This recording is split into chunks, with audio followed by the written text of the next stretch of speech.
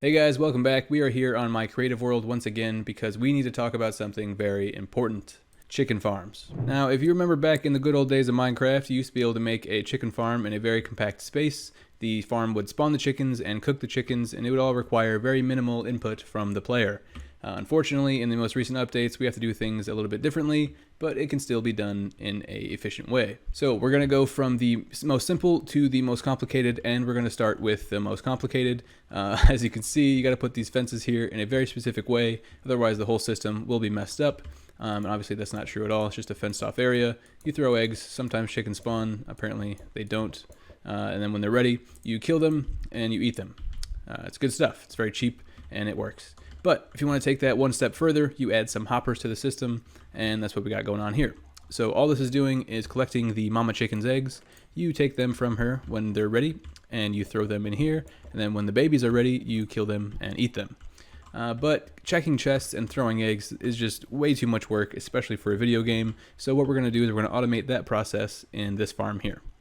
So this is the exact same thing as this. I got the mama chickens, got the baby chickens, although there is no chest. Instead, there is a dispenser. So if you want, you can just flick this on, and all of the eggs that went into the dispenser will be thrown at this wall here.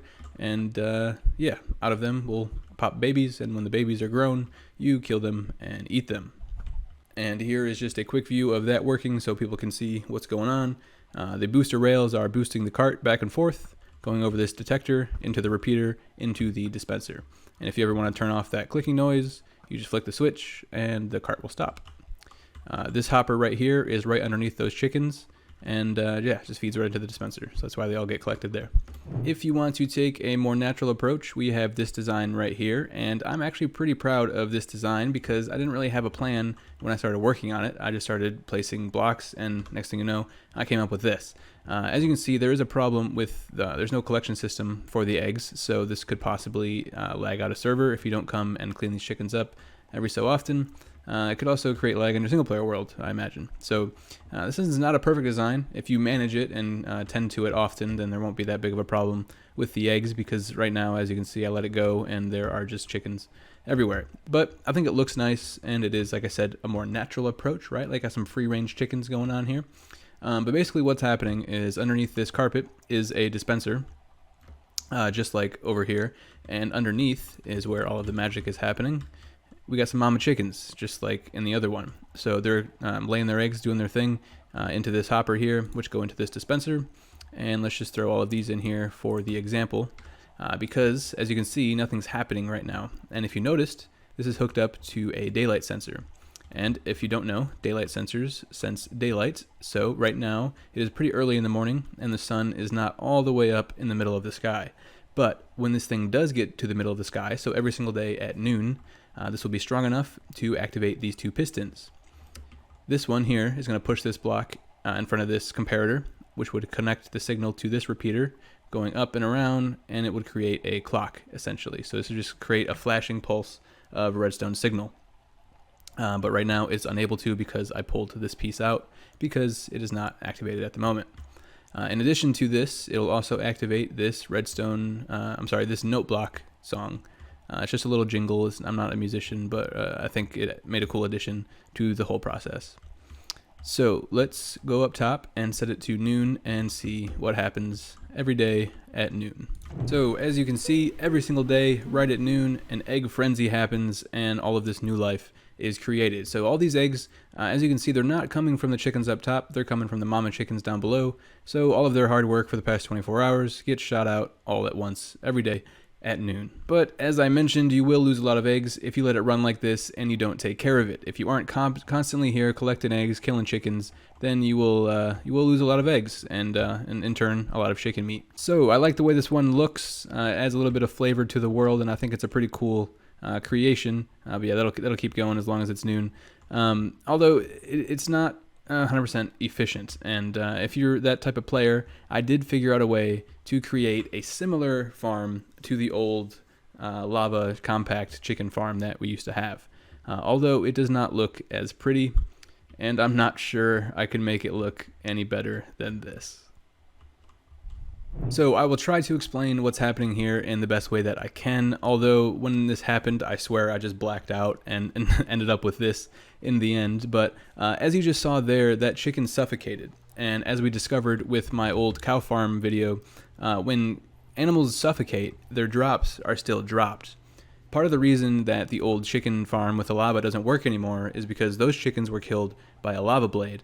And when they're killed by lava, their drops are also killed by the lava. But if they suffocate due to the mob cap, then their drops will still be collected. So that's exactly what we have here. This chamber that I'm looking at right in front of me doubles as a egg spawning section as well as a chicken killing section. Because we have two things happening in this one block, we needed to connect a item sorter to the system. So as you can kind of tell by the item frames there, the eggs and the feathers and the chicken that are collected due to the chickens laying eggs or the chickens dying, they go through this item sorter. If it is chicken meat, it goes down through this hopper system here.